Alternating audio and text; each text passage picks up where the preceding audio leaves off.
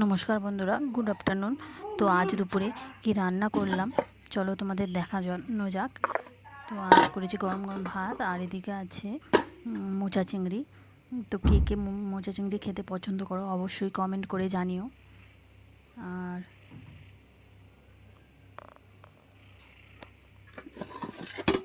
এদিকে আছে ভোলা মাছ আর এক পিস কাতলা মাছের ঝাল।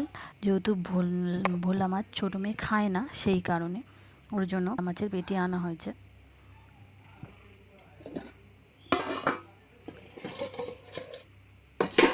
আর করেছি পাতলা পাতলা মসুর ডাল।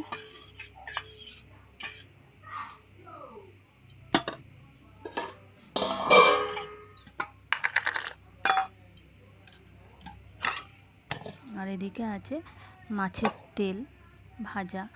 তো আমার খেতে খুবই ভালো লাগে। আর আলু সিদ্ধ দিয়েছি ছোটো মেয়ের জন্য।